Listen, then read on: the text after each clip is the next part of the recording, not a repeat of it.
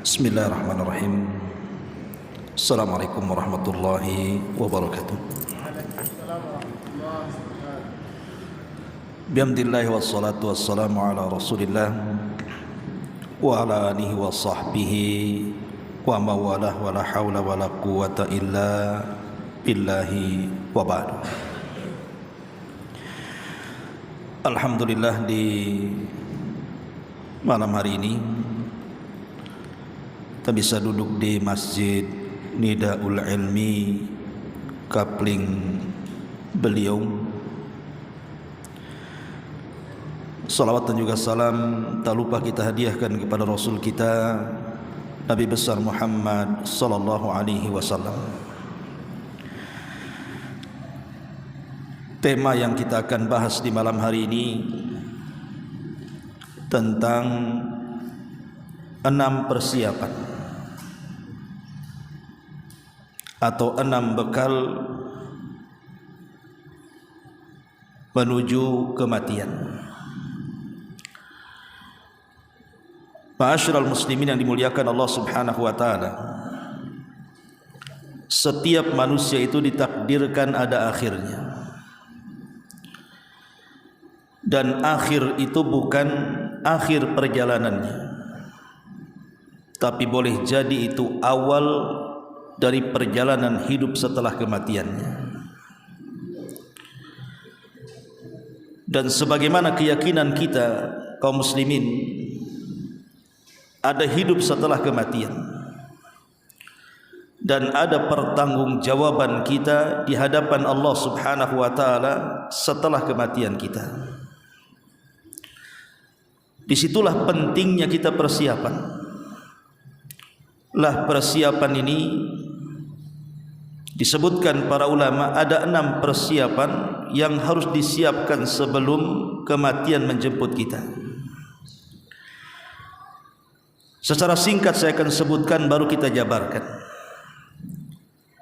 Pertama, at-taubatu as-sadiqatu. Sebelum kematian menjemput kita, maka kita harus benar-benar sudah bertobat dengan taubat yang jujur. Kemudian yang kedua, at-tahallulu minal madhalim.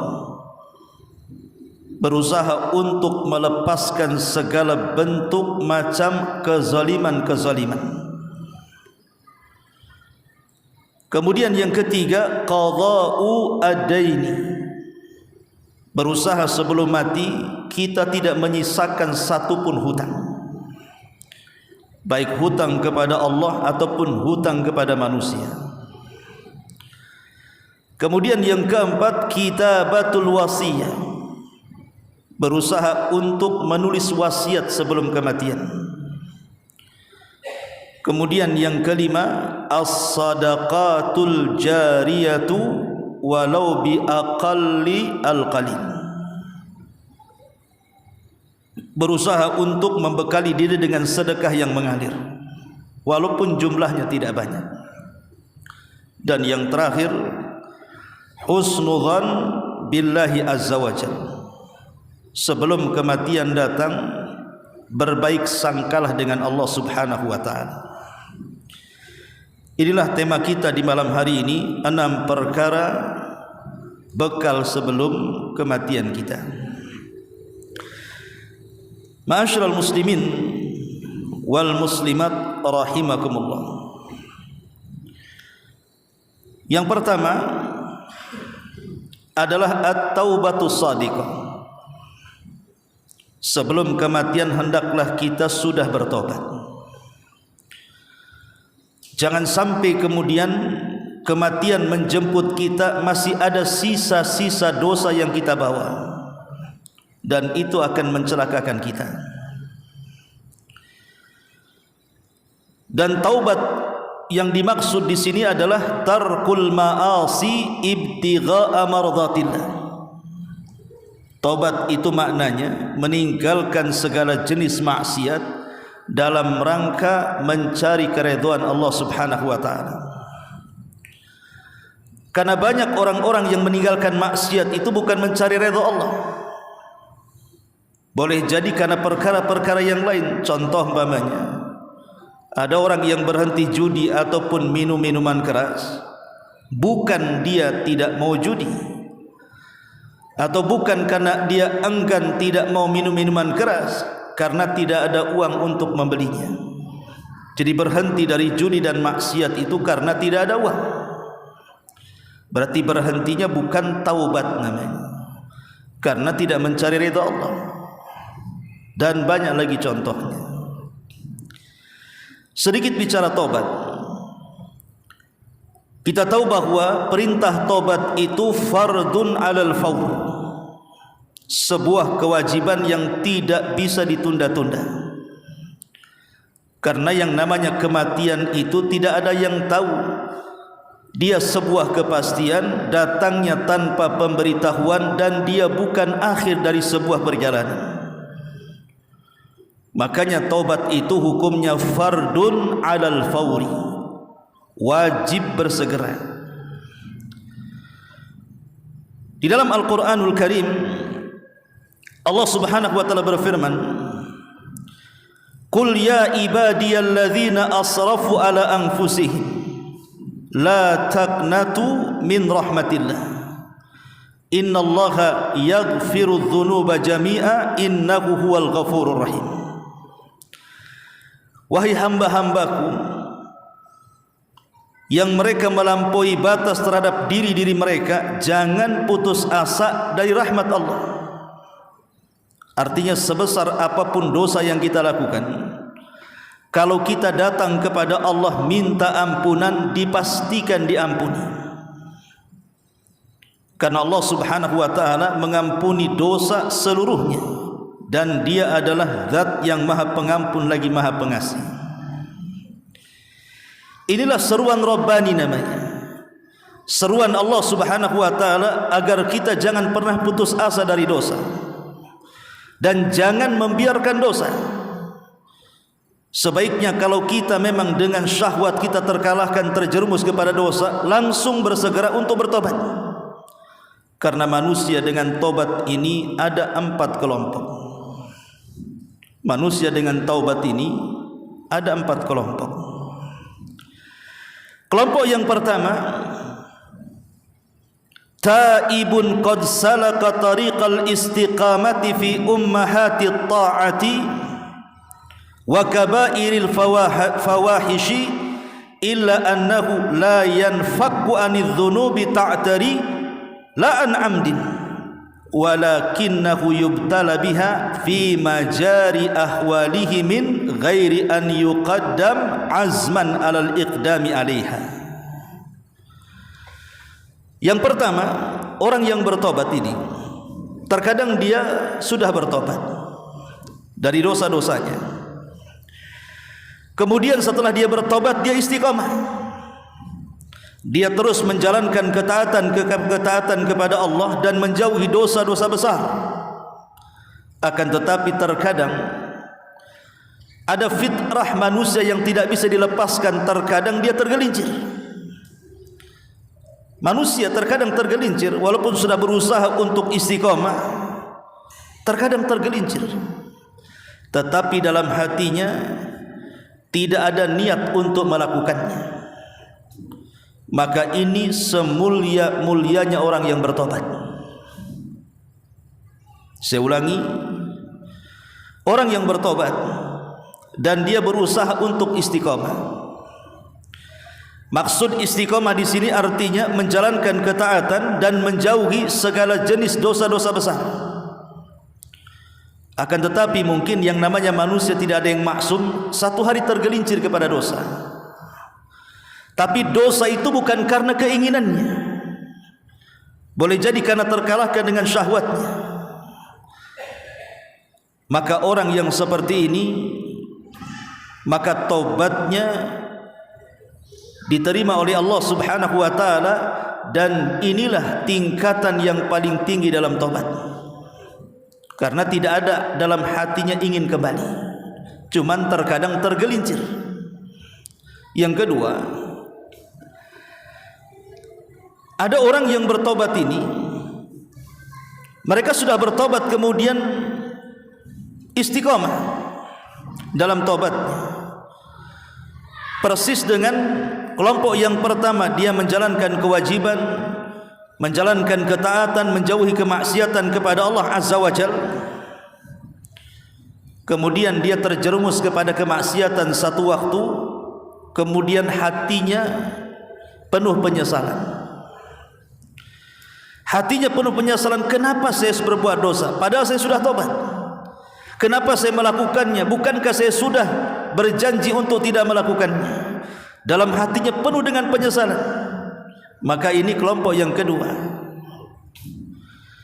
Karena dalam hatinya ada keinginan untuk maksiat, setelah maksiat dia menyesal. Kalau kelompok yang pertama itu kan tidak ada keinginan kembali. Cuman yang namanya manusia itu terkadang tergelincir satu waktu. Kemudian yang ketiga, ada seorang hamba yang bertobat kepada Allah Subhanahu wa taala, kemudian istiqamah. Tapi istiqamahnya hanya dalam tempo waktu tertentu saja. Setelah itu kemudian syahwatnya mengalahkan dia, akhirnya kemudian dia pun masuk ke kubangan dosa dan terus tidak bertobat kepada Allah Subhanahu wa taala. Maka orang ini orang yang celaka. Orang ini orang yang celaka. Walaupun seandainya ketika dia terus-menerus dalam tobat, kemudian dia pun masih melakukan kemaksiatan, ini namanya mencampur adukan antara maksiat dan tobat. Satu sisi dia salat, sisi lain dia riba. Satu sisi dia sedekah, sisi lain dia bakhil. Satu sisi mungkin dia puasa, sisi lain dia tukang tipu orang. Ini mencampur adukan namanya antara tobat dan kemaksiatan kepada Allah Azza wa Jalla. Dan yang paling buruk daripada itu adalah orang yang bertobat sesaat istiqomah, sesaat jatuh kepada dosa, dan dosa lebih dominan dibandingkan tobatnya. Inilah manusia menurut para ulama, bagian-bagian daripada orang yang bertobat. Baik, kita kembali ke awal, bahwa di antara persiapan kematian adalah at-taubah as-sadiqah, taubat dengan taubat yang jujur. Tentu ma'rufiyah syarat taubat itu, pertama harus meninggalkan kemaksiatan. Yang kedua harus menyesal kenapa dia bermaksiat. Yang ketiga berjanji untuk tidak kembali kepada maksiat. Yang keempat, kalau itu hak orang lain, maka harus dikembalikan hak itu kepada orang. Dan yang kelima, di waktu yang masih diterima taubat. Artinya nyawa belum sampai di tenggorokan. Kalau sudah nyawa di tenggorokan, percuma dia bertobat. Inilah yang disebut dengan 5 syarat diterimanya taubat. Abdullah bin Abbas radhiyallahu anhuma mengatakan, innamat taubatu 'ala Allahi lilladzina ya'maluna as-su'a bi jahalatin thumma yatubuna min qarib. Abdullah bin Abbas radhiyallahu anhu ketika memberikan catatan kepada surah An-Nisa ayat 17, sesungguhnya tobat kepada Allah itu bagi mereka orang-orang yang melakukan sebuah keburukan bijahalah, karena kejahilannya. Thumma yatubuna min qarib, kemudian dia pun bertobat kepada Allah Subhanahu wa taala min qarib. Maksudnya min qarib di sini ai qablal maradi wal mauti. Dia bertobat sebelum sakit menyentuh dan kematian datang kepadanya. Dari ayat ini seolah-olah Abdullah bin Abbas radhiyallahu anhu mengatakan, jangan sampai orang meninggal membawa dosa dan kemaksiatan. Ini yang pertama. Kemudian yang kedua, bekal yang dinasihatkan para ulama adalah at-tahallulu minal madzalim. At-tahallulu minal madzalim, melepaskan dari segala bentuk kezaliman-kezaliman. zalim itu ada 3 macam. Ada zalim yang tidak akan pernah diampuni oleh Allah Subhanahu wa taala, dan itulah kesyirikan. Jangan sampai kita mati membawa dosa syirik. Makanya di zaman Rasul, dari hadis Imran ibn Husain radhiyallahu an, ada orang yang membawa gelang dari tembaga berwarna kuning, lewat di hadapan Rasul. Kemudian Nabi SAW mengatakan, apa yang ada di tanganmu? Maka orang ini mengatakan, ini gelang dari tembaga wahai Rasul. Kemudian Rasul mengatakan, apa fungsi gelang itu? Maka dia mengatakan, fungsi gelang ini fungsinya adalah untuk menghilangkan wahinah, kelemahan. Jadi dia meyakini gelang itu untuk menghilangkan kelemahan pada dirinya, penyakit yang ada pada dirinya. Maka Nabi SAW mengatakan, inziha fa innaha la taziduka illa wahnan. Buang gelang itu, karena gelang itu tidak akan menambah kecuali kelemahan pada badan. Kemudian di ujung hadis Rasul mengatakan, wa immitta wa hiya 'alaika ma aflahta abada. Kalau gelang itu masih ada di tanganmu dan engkau mati di atas gelang itu, maka engkau tidak akan selamat selamanya. Seolah-olah hadis Imran ibn Husain ini mengatakan apa?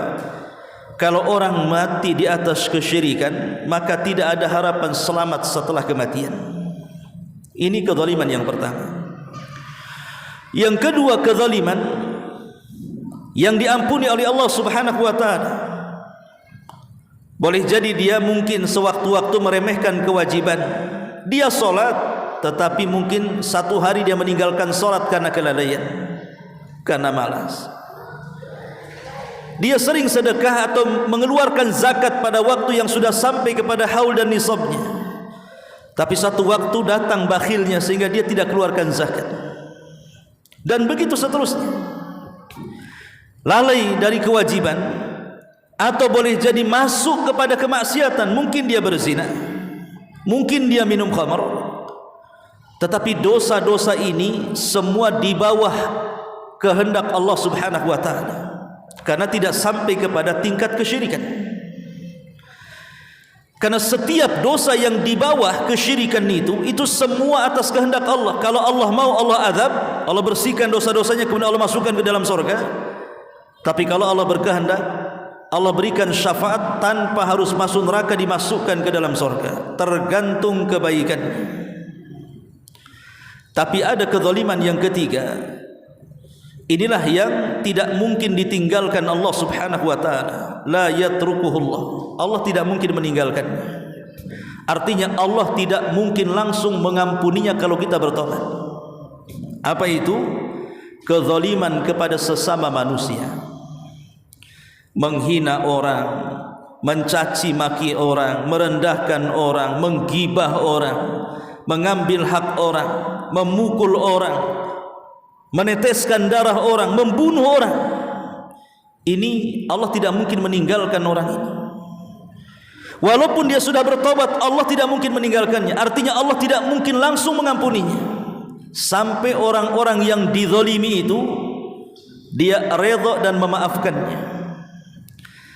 Makanya Nabi SAW mengatakan, ketika bicara tentang orang yang mengambil tanah orang lain walaupun satu jengkal, apa kata Rasul? Man iqtata'a shibran minal ardi zulman tawwaqahu Allahu iyyahu yaumal qiyamah min sab'i aradin. Siapa yang mengambil sejengkal saja tanah dan itu bukan milik orang lain secara zalim, memang sengaja dia mengambilnya secara zalim, maka kelak pada hari kiamat, maka satu jengkal tanah yang diambil di bumi itu akan dikeruk sampai 7 lapis bumi, kemudian dikalungkan di lehernya. Anda bisa bayangkan satu jengkal ini kalau dikeruk sampai 7 lapis, berapa lori itu? 7 lapis loh ya. Itu dikalungkan di leher kita pada hari kiamat. Ketika dibangkitkan, rupanya ada kalung isinya penuh dengan tanah gandulannya.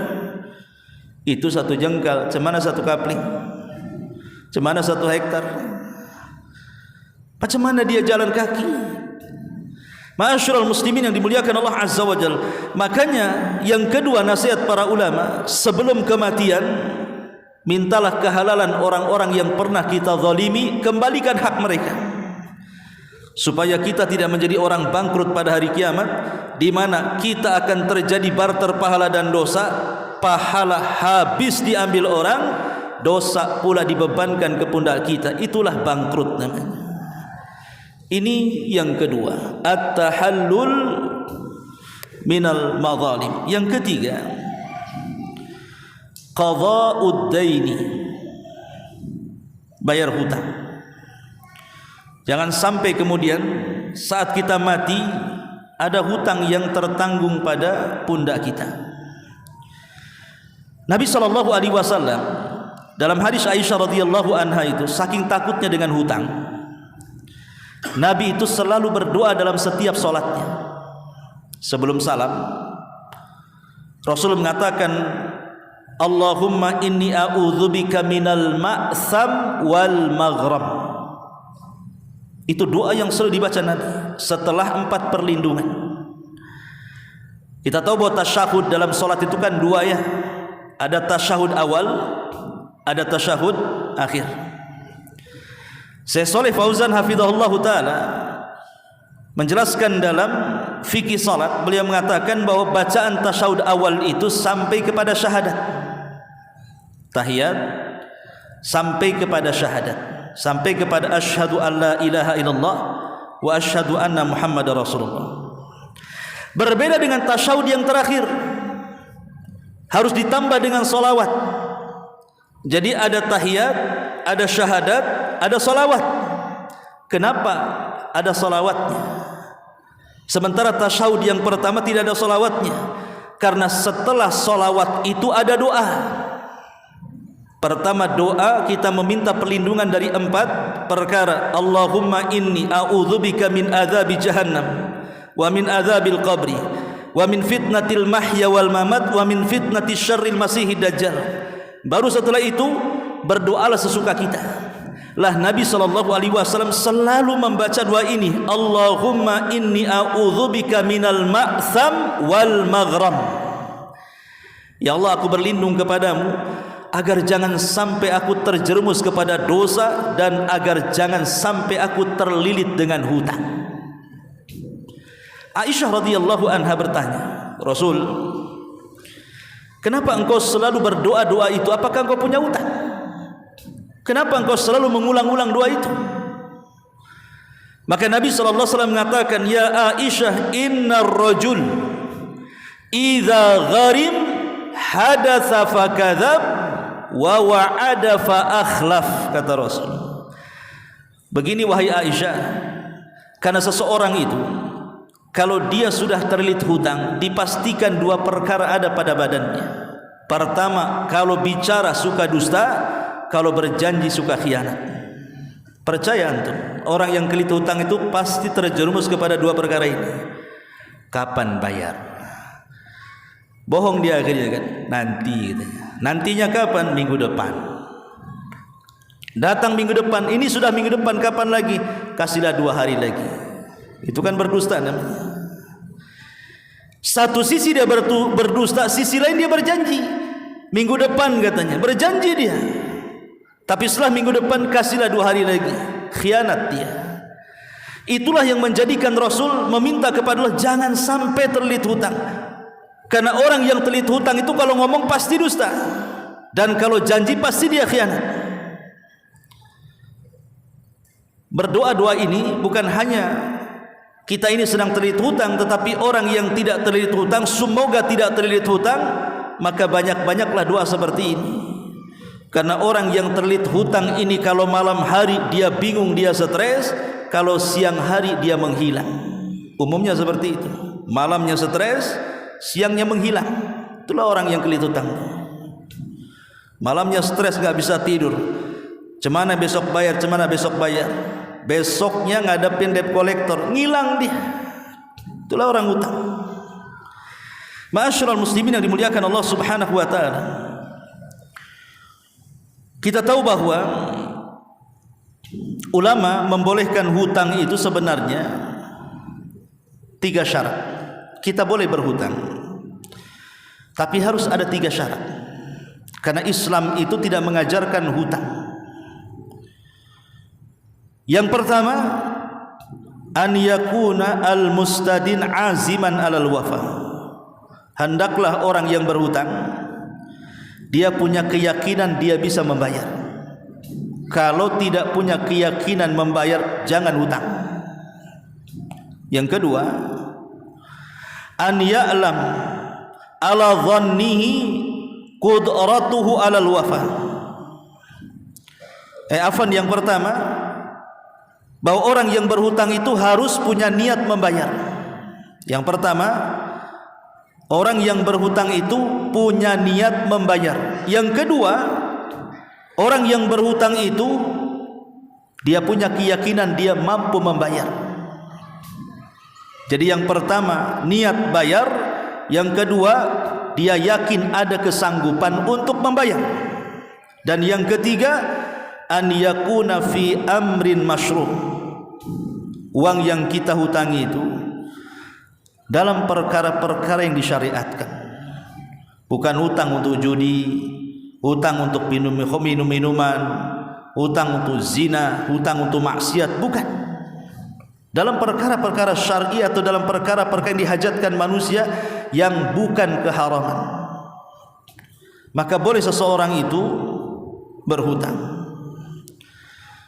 Sampai-sampai Ibnu Abdul Bar di dalam kitabnya At-Tamhid jilid ke-23 halaman 236 mengatakan, wad-dainu alladhi yuhbasu bihi sahibuhu anil jannah. Adapun hutang yang menjadikan tertahan orangnya untuk masuk surga, wallahu a'lam, kata beliau, huwallazi qad taraka lahu wafa wa lam yusi bihi. Orang yang punya hutang ketika mati tidak memberitahu, atau qadaru alal ada falam yuaddi, sanggup bayar tapi tak mau bayar sampai dia mati. Inilah kemudian kata Ibnu Abdul Bar rahimahullahu ta'ala. Jadi Rasul kan mengatakan orang yang mati syahid itu kan masuk surga tanpa hisab dan adab, kecuali dia punya hutang. Maka orang yang mati syahid kalau punya hutang tertahan dia masuk surga. Lah yang tertahan masuk surga itu hutang yang seperti apa? Di sini Ibnu Abdul Bar rahimahullahu ta'ala menjelaskan, pertama, orang yang punya hutang tapi dia tidak mau memberitahu dia punya hutang sampai dia mati, ahli warisnya pun tak tahu. Yang kedua, dia sanggup bayar tapi tak mau bayar sampai dia mati.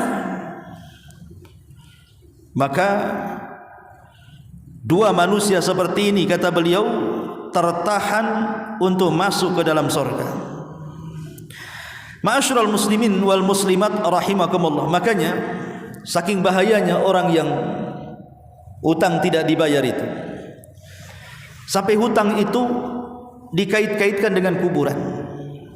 Satu hari seorang sahabat bergegas datang ke rumah Nabi, kemudian mengatakan, ya Rasulullah, baru saja kami memandikan, mengkafankan jenazah dan sekarang siap disolatkan. Maukah engkau menjadi imam bagi dia? Pertama Rasul tanya, apakah jenazah itu punya hutang? Maka dikatakan, iya, dia punya hutang 2 dirham. Dia punya hutang 2 dirham. Kata Rasul, aku tak mau menyolatinya, suruh orang lain solatkan.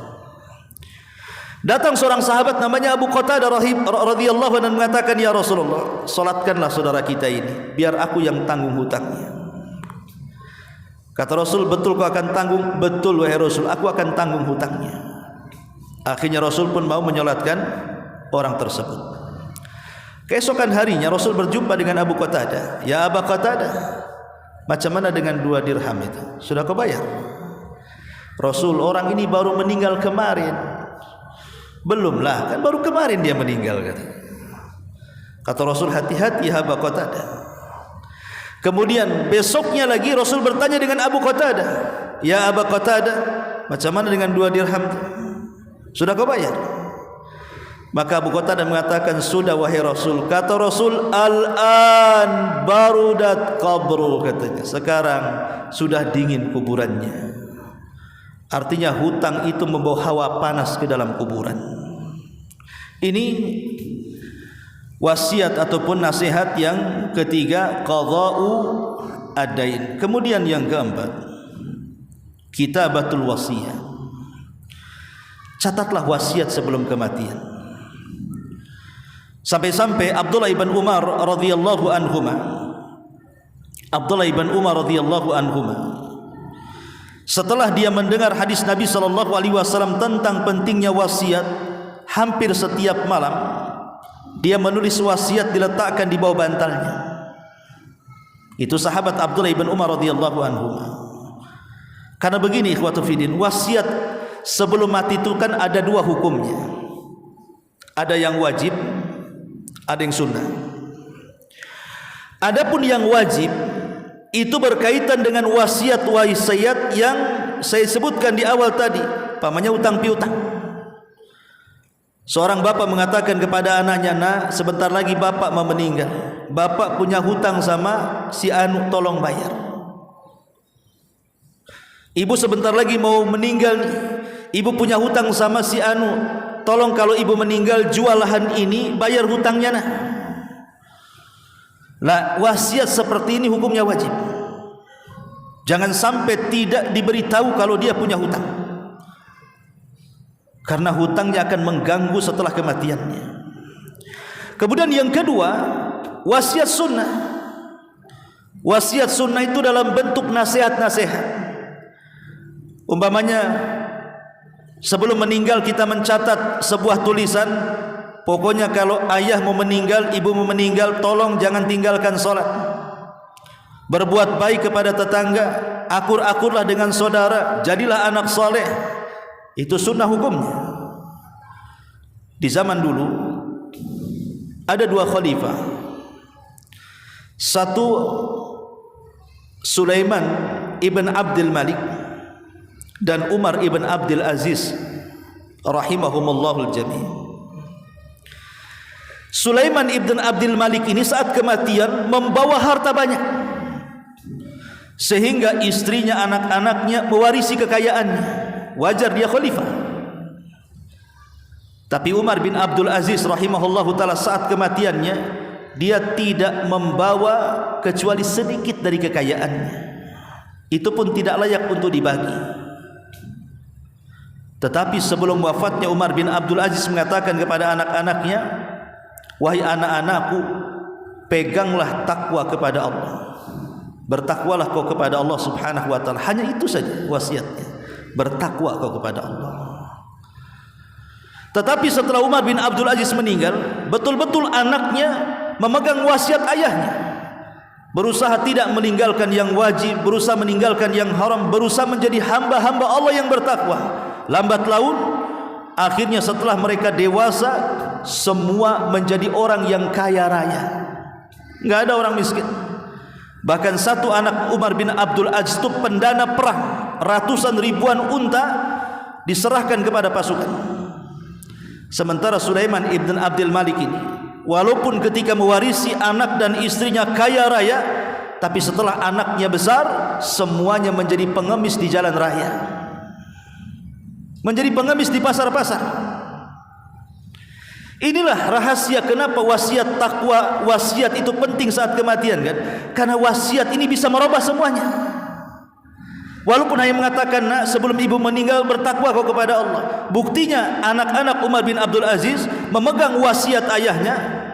Akhirnya mereka menjadi anak-anak yang soleh dan soleha, anak yang kaya raya dan berbakti kepada orang tua setelah kematian. Jadi jangan remehkan wasiat. Ini yang keempat.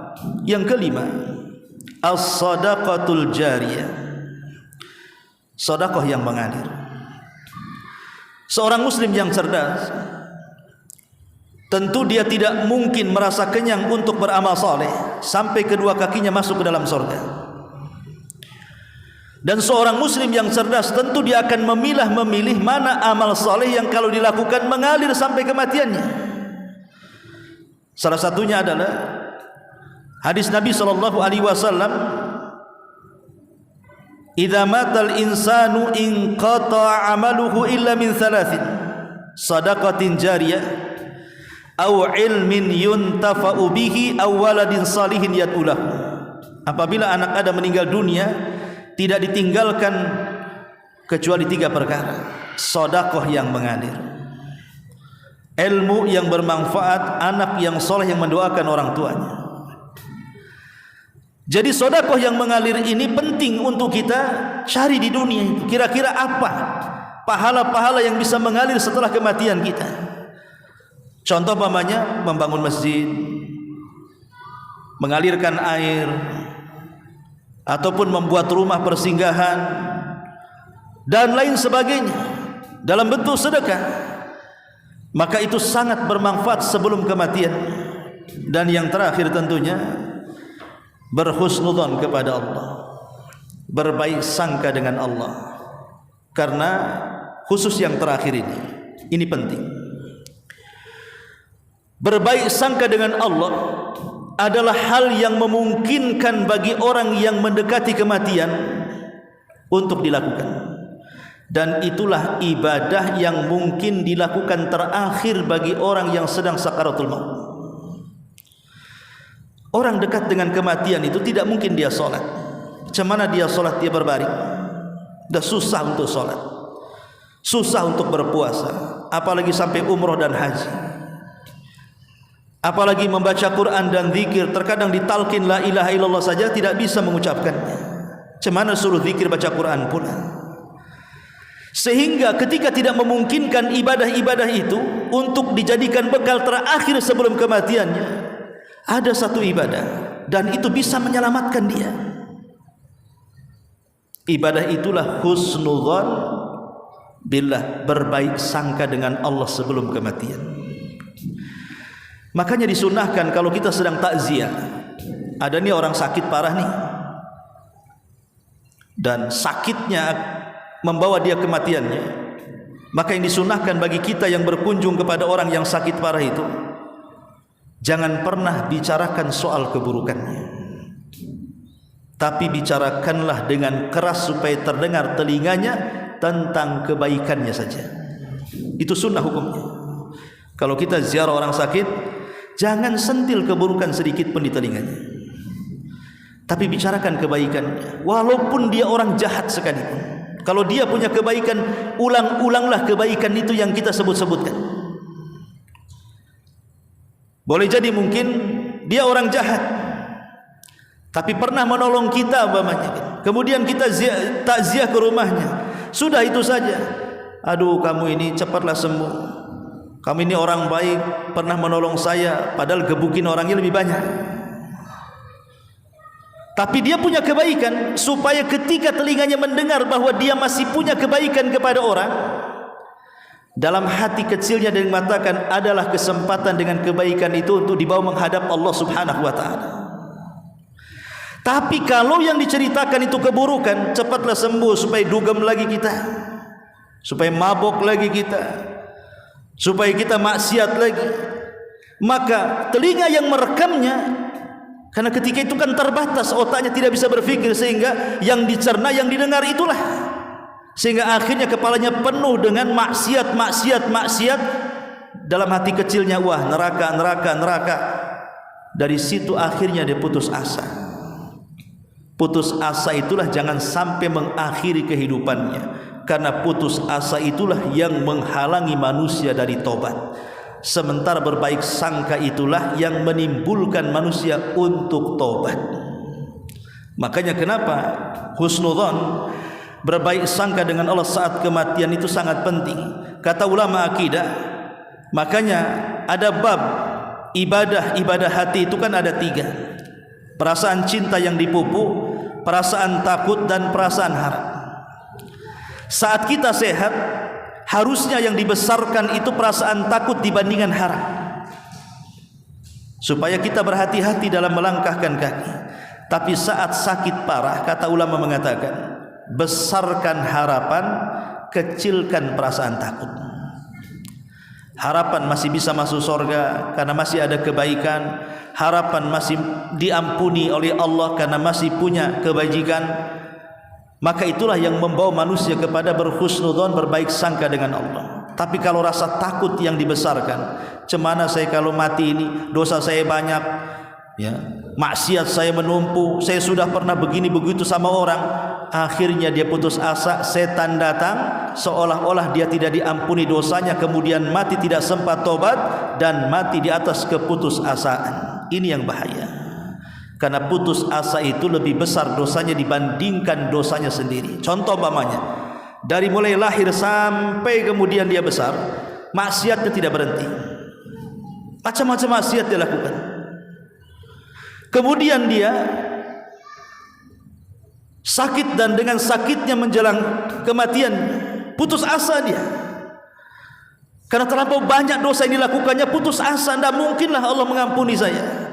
Ulama mengatakan putus asa itu lebih besar dosanya dibandingkan seumur hidup dia berbuat dosa. Kenapa? Karena putus asa itulah yang menghalangi manusia untuk bertobat kepada Allah Subhanahu wa taala. Bukankah sebanyak apapun dosa, kalau kita datang kepada Allah mengambil rahmatnya, mengharap rahmatnya, Allah membuka selebar-lebarnya pintu dosa kita ini untuk diampuni oleh Allah. Dulu ada seorang sahabat namanya Usairi. Saat Nabi SAW mengutus Mus'ab ibn Umair berdakwah ke kota Madinah, dia berhasil mengislamkan 2 kepala besar. Pertama pimpinan Aus namanya Sa'ad bin Mu'ad, yang kedua pimpinan Khazraj namanya Sa'd bin Ubadah. Yang belakangan Khazraj dan Aus itu menjadi penolong Rasul atau disebut dengan Ansar. Sa'ad bin Mu'ad, pemimpin Aus ini, setelah dia masuk Islam, tertarik dengan Islam, dia datang kepada kabilahnya dan mengatakan, masuklah kalian ke dalam Islam. Kalian tahu siapa saya? Siapapun yang tidak masuk Islam, katanya Sa'ad bin Mu'ad, maka jangan satu atap di kabilahku, keluar sana. Diusir. Akhirnya satu kabilah masuk Islam, coba bayangkan, oleh pimpinannya Sa'ad bin Mu'ad ini. Makanya wajar jasa besarnya Sa'ad bin Mu'ad karena mengislamkan satu kabilah. Saat kematiannya bergetar arasy, 70.000 malaikat mengantarkan jenazahnya. Yang ingin saya katakan, ketika Sa'ad bin Mu'ad ini mengislamkan kabilahnya, semua masuk Islam kecuali satu orang enggak mau masuk Islam, namanya Usairi. Enggak mau masuk Islam dia, tapi dia tetap hidup di tengah-tengah kabilahnya, tapi tak mau masuk Islam. Sampai pada waktunya ketika terjadi perang Uhud, malam esoknya terjadi perang Uhud, semua kerabat-kerabatnya yang sudah masuk Islam semua ikut jihad bersama Nabi. Dia ditinggal sendirian di kabilahnya. Kemudian dia datang kepada Rasul, ya Rasulullah, izinkan aku terlibat dalam perang walaupun aku tidak seakidah dengan kamu. Saya hanya ingin menolong kerabat saya. Masa kerabat saya berangkat saya tidak? Kata Rasul, tidak bisa. Kau kafir. Kalau kau ingin jihad, masuk ke dalam Islam. Awalnya dia tidak mau, tapi karena itu syarat harus masuk peperangan, dia harus satu akidah dengan Rasul dan para sahabat. Akhirnya dia pun terbuka hatinya, dia mengucapkan asyhadu an la ilaha illallah wa asyhadu anna Muhammadar Rasulullah. Masuk dalam peperangan, mati syahid dia. Abu Hurairah radhiyallahu an ketika mendengar kematian Usairi, dia kumpulkan semua sahabat-sahabat Nabi. Kata Abu Hurairah, tahukah kalian siapa sahabat yang tidak pernah sujud satu kali tapi masuk surga dan Allah tempatkan di surga yang paling tinggi? Kata sahabat, mana mungkin wahai Abu Hurairah. Kata Abu Hurairah, mungkin. Kemudian sahabat mengatakan, siapa dia? Kata Abu Hurairah, mau aku beritahu? Kata sahabat, iya. Kata Abu Hurairah, itulah Usairim. Enggak pernah sujud, dia orang kafir.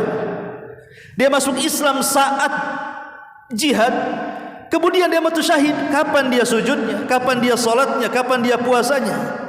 Setelah dia bersyahadat langsung mati. Tapi itulah terkadang amalan itu ditentukan akhirnya bukan awalnya. Makanya tukang-tukang sihir di zaman Nabi Musa, di pagi hari di waktu duha mereka dengan gagahnya menentang Nabi Musa, melawan Nabi Musa, berperang dengan Nabi Musa. Tapi di siang hari mereka kalah, Nabi Musa menang. Kemudian di sore hari mereka tobat, mengikuti agama Nabi Musa alaihi salatu wassalam. Kemudian tukang-tukang sihir Fir'aun dibunuh oleh Fir'aun semuanya karena berkhianat kepada Fir'aun dan mengikuti Musa. Kata Abdullah ibn Abbas radhiyallahu anhuma, lihat tukang-tukang sihir itu di pagi hari saharatun fajara, mereka tukang sihir yang jahat, tapi di sore hari mereka adalah syuhadaun barara, menjadi para syuhada, orang-orang yang mati syahid dengan baik karena dibunuh oleh Fir'aun laknatullah. Terkadang kematian itu ditentukan oleh akhirnya. Itulah kenapa Rasul mengatakan innamal a'mal bi khawatimiha, amal itu ditentukan akhirnya. Lah ketentuan akhir itu ditentukan dengan husnudzan, baiknya sangka kita kepada Allah Subhanahu wa taala. Maka akhiri hidup kita dengan baik sangka, jangan akhiri hidup kita dengan berburuk sangka yang mengakibatkan keputusasaan, karena itulah yang menghalangi tobat kita kepada Allah Subhanahu wa taala. Ma'asyiral muslimin yang dimuliakan Allah Subhanahu wa taala, kita tahu bahwa ulama membolehkan hutang itu sebenarnya 3 syarat. Kita boleh berhutang, tapi harus ada 3 syarat. Karena Islam itu tidak mengajarkan hutang. Yang pertama, an yakuna al-mustadin aziman alal wafa. Hendaklah orang yang berhutang dia punya keyakinan dia bisa membayar. Kalau tidak punya keyakinan membayar, jangan hutang. Yang kedua, an ya'lam ala dhannihi qudratuhu alal wafa. Yang pertama, bahwa orang yang berhutang itu harus punya niat membayar. Yang pertama, orang yang berhutang itu punya niat membayar. Yang kedua, orang yang berhutang itu dia punya keyakinan dia mampu membayar. Jadi yang pertama niat bayar, yang kedua dia yakin ada kesanggupan untuk membayar, dan yang ketiga an yakuna fi amrin masyru'. Uang yang kita hutangi itu dalam perkara-perkara yang disyariatkan, bukan hutang untuk judi, hutang untuk minum-minuman, hutang untuk zina, hutang untuk maksiat, bukan. Dalam perkara-perkara syar'i atau dalam perkara-perkara yang dihajatkan manusia yang bukan keharaman, maka boleh seseorang itu berhutang. Sampai-sampai Ibnu Abdul Bar di dalam kitabnya At-Tamhid jilid ke-23 halaman 236 mengatakan, wad-dainu alladhi yuhbasu bihi sahibuhu anil jannah. Adapun hutang yang menjadikan tertahan orangnya untuk masuk surga, wallahu a'lam, kata beliau, huwallazi qad taraka lahu wafa wa lam yusi bihi. Orang yang punya hutang ketika mati tidak memberitahu, atau qadaru alal ada falam yuaddi, sanggup bayar tapi tak mau bayar sampai dia mati. Inilah kemudian kata Ibnu Abdul Bar rahimahullahu ta'ala. Jadi Rasul kan mengatakan orang yang mati syahid itu kan masuk surga tanpa hisab dan azab, kecuali dia punya hutang. Maka orang yang mati syahid kalau punya hutang tertahan dia masuk surga. Lah yang tertahan masuk surga itu hutang yang seperti apa? Di sini Ibnu Abdul Bar rahimahullahu ta'ala menjelaskan, pertama, orang yang punya hutang tapi dia tidak mau memberitahu dia punya hutang sampai dia mati, ahli warisnya pun tak tahu. Yang kedua, dia sanggup bayar tapi tak mau bayar sampai dia mati. Maka dua manusia seperti ini, kata beliau, tertahan untuk masuk ke dalam surga. Ma'asyiral muslimin wal muslimat rahimakumullah. Makanya saking bahayanya orang yang hutang tidak dibayar itu, sampai hutang itu dikait-kaitkan dengan kuburan. Satu hari seorang sahabat bergegas datang ke rumah Nabi, kemudian mengatakan, ya Rasulullah, baru saja kami memandikan, mengkafankan jenazah dan sekarang siap disolatkan. Maukah engkau menjadi imam bagi dia?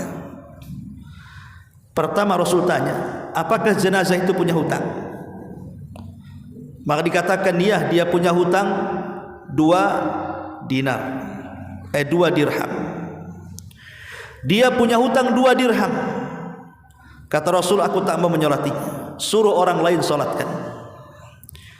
Datang seorang sahabat namanya Abu Qatadah radhiyallahu anhu dan mengatakan, ya Rasulullah, solatkanlah saudara kita ini, biar aku yang tanggung hutangnya.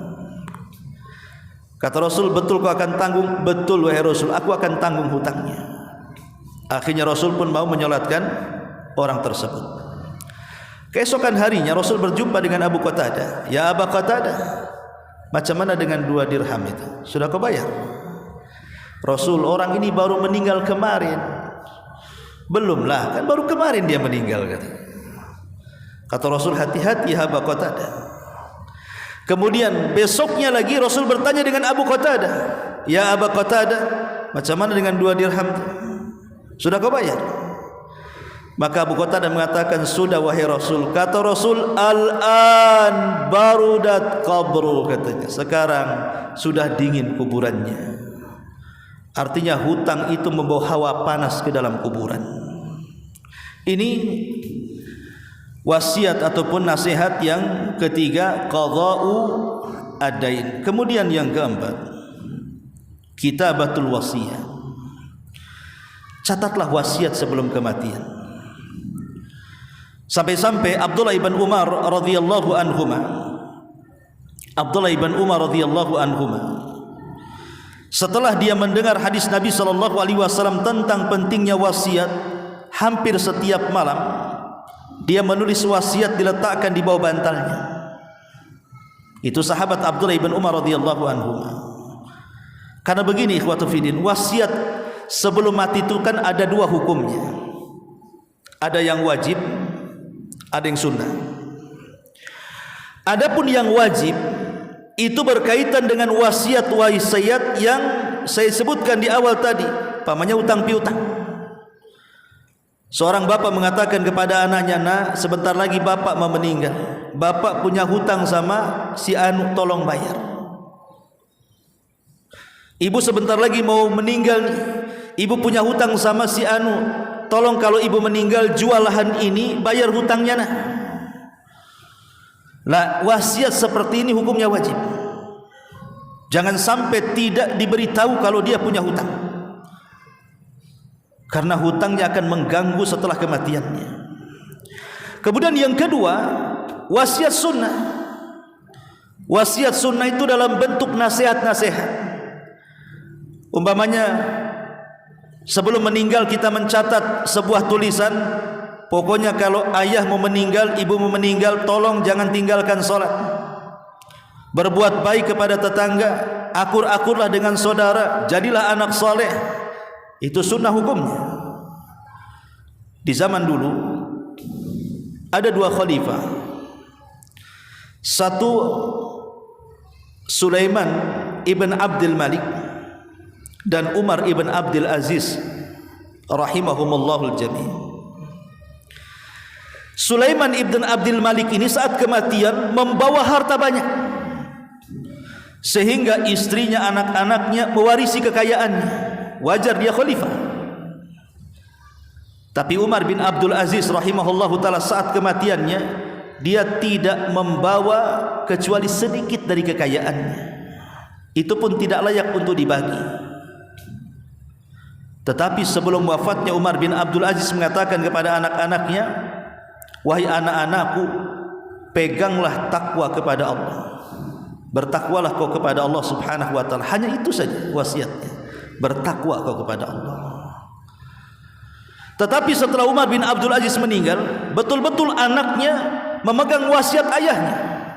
Berusaha tidak meninggalkan yang wajib, berusaha meninggalkan yang haram, berusaha menjadi hamba-hamba Allah yang bertakwa. Lambat laun, akhirnya setelah mereka dewasa, semua menjadi orang yang kaya raya. Enggak ada orang miskin. Bahkan satu anak Umar bin Abdul Aziz itu pendana perang, ratusan ribuan unta diserahkan kepada pasukan. Sementara Sulaiman ibn Abdul Malik ini, walaupun ketika mewarisi anak dan istrinya kaya raya, tapi setelah anaknya besar, semuanya menjadi pengemis di jalan raya, menjadi pengemis di pasar-pasar. Inilah rahasia kenapa wasiat takwa, wasiat itu penting saat kematian, kan? Karena wasiat ini bisa merubah semuanya. Walaupun hanya mengatakan, nak, sebelum ibu meninggal bertakwa kau kepada Allah. Buktinya anak-anak Umar bin Abdul Aziz memegang wasiat ayahnya. Akhirnya mereka menjadi anak-anak yang soleh dan soleha, anak yang kaya raya dan berbakti kepada orang tua setelah kematian. Jadi jangan remehkan wasiat. Ini yang keempat. Yang kelima, as-sadaqatul jariyah, sedekah yang mengalir. Seorang muslim yang cerdas, tentu dia tidak mungkin merasa kenyang untuk beramal saleh sampai kedua kakinya masuk ke dalam surga. Dan seorang muslim yang cerdas, tentu dia akan memilih mana amal saleh yang kalau dilakukan mengalir sampai kematiannya. Salah satunya adalah hadis Nabi SAW, idza matal insanu inqata'a amaluhu illa min thalathin, sadaqatin jariyah aw ilmin yuntafa'u bihi aw waladin salihin yad'ulah. Apabila anak Adam meninggal dunia, tidak ditinggalkan kecuali 3 perkara: sedekah yang mengalir, ilmu yang bermanfaat, anak yang soleh yang mendoakan orang tuanya. Jadi sedekah yang mengalir ini penting untuk kita cari di dunia. Kira-kira apa pahala-pahala yang bisa mengalir setelah kematian kita? Contoh umpamanya membangun masjid, mengalirkan air, ataupun membuat rumah persinggahan dan lain sebagainya dalam bentuk sedekah. Maka itu sangat bermanfaat sebelum kematian. Dan yang terakhir tentunya berhusnudzon kepada Allah, berbaik sangka dengan Allah. Karena khusus yang terakhir ini penting. Berbaik sangka dengan Allah adalah hal yang memungkinkan bagi orang yang mendekati kematian untuk dilakukan. Dan itulah ibadah yang mungkin dilakukan terakhir bagi orang yang sedang sakaratul maut. Orang dekat dengan kematian itu tidak mungkin dia sholat. Macam mana dia sholat? Dia berbaring. Dah susah untuk sholat, susah untuk berpuasa, apalagi sampai umroh dan haji, apalagi membaca Quran dan zikir. Terkadang ditalkin la ilaha illallah saja tidak bisa mengucapkannya. Macam mana suruh zikir baca Quran pula? Sehingga ketika tidak memungkinkan ibadah-ibadah itu untuk dijadikan bekal terakhir sebelum kematiannya, ada satu ibadah dan itu bisa menyelamatkan dia.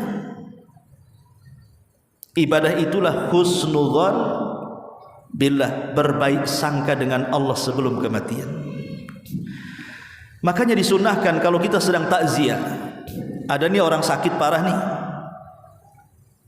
dan sakitnya membawa dia kematiannya, maka yang disunahkan bagi kita yang berkunjung kepada orang yang sakit parah itu, jangan pernah bicarakan soal keburukannya, tapi bicarakanlah dengan keras supaya terdengar telinganya tentang kebaikannya saja. Itu sunnah hukumnya. Kalau kita ziarah orang sakit, jangan sentil keburukan sedikit pun di telinganya, tapi bicarakan kebaikannya. Walaupun dia orang jahat sekalipun, kalau dia punya kebaikan, ulang-ulanglah kebaikan itu yang kita sebut-sebutkan.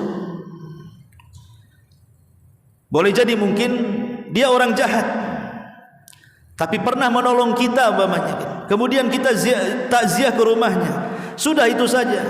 Aduh, kamu ini cepatlah sembuh, kamu ini orang baik, pernah menolong saya, padahal gebukin orangnya lebih banyak. Tapi dia punya kebaikan, supaya ketika telinganya mendengar bahwa dia masih punya kebaikan kepada orang, dalam hati kecilnya dia mengatakan adalah kesempatan dengan kebaikan itu untuk dibawa menghadap Allah Subhanahu wa ta'ala.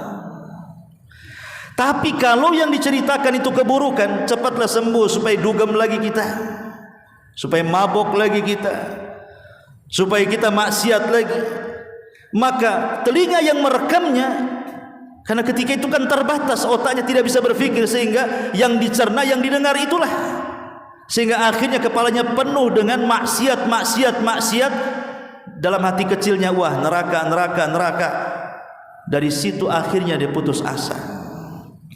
Putus asa itulah jangan sampai mengakhiri kehidupannya, karena putus asa itulah yang menghalangi manusia dari tobat. Sementara berbaik sangka itulah yang menimbulkan manusia untuk tobat. Makanya kenapa husnudzon, berbaik sangka dengan Allah saat kematian itu sangat penting. Kata ulama akidah, makanya ada bab ibadah hati itu kan ada 3. Perasaan cinta yang dipupuk, perasaan takut, dan perasaan harap. Saat kita sehat, harusnya yang dibesarkan itu perasaan takut dibandingkan harap, supaya kita berhati-hati dalam melangkahkan kaki.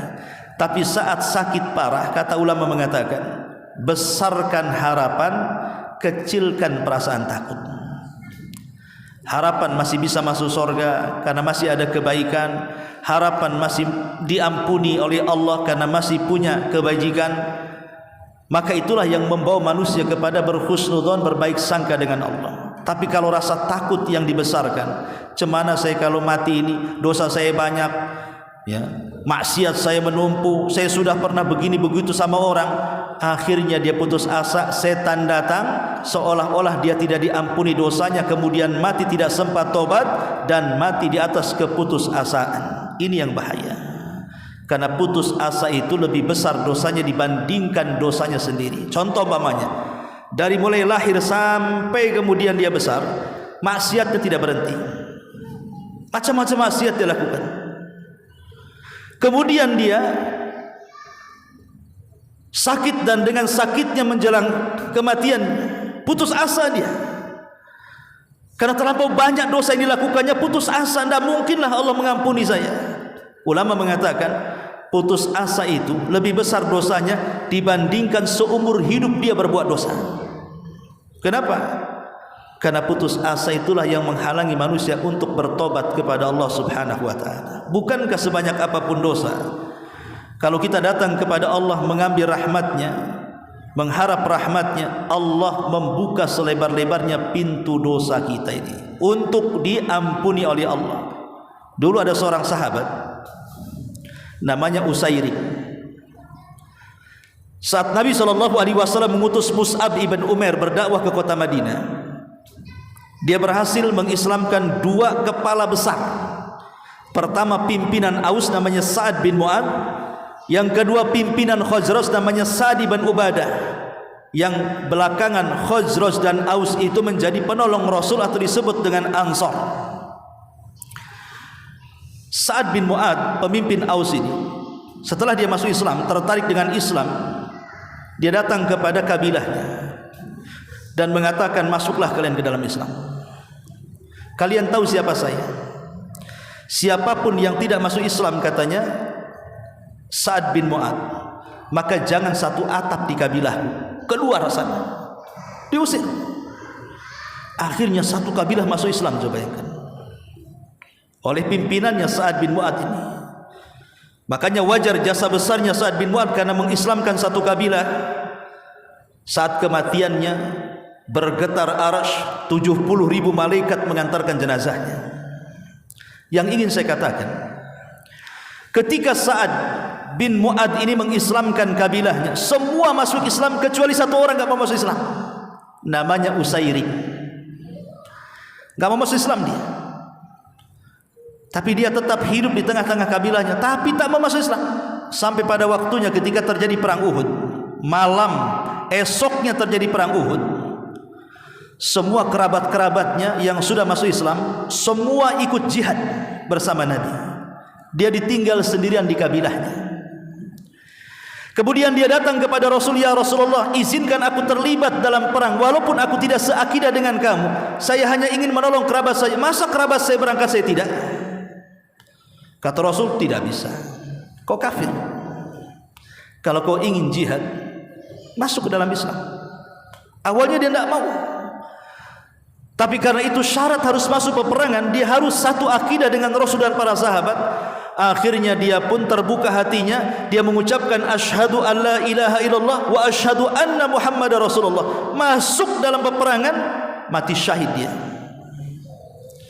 Abu Hurairah radhiyallahu an ketika mendengar kematian Usairim, dia kumpulkan semua sahabat-sahabat Nabi. Kata Abu Hurairah, tahukah kalian siapa sahabat yang tidak pernah sujud satu kali tapi masuk surga dan Allah tempatkan di surga yang paling tinggi? Kata sahabat, mana mungkin wahai Abu Hurairah? Kata Abu Hurairah, mungkin. Kemudian sahabat mengatakan, siapa dia? Kata Abu Hurairah, mau aku beritahu? Kata sahabat, iya. Kata Abu Hurairah, itulah Usairim. Enggak pernah sujud, dia orang kafir.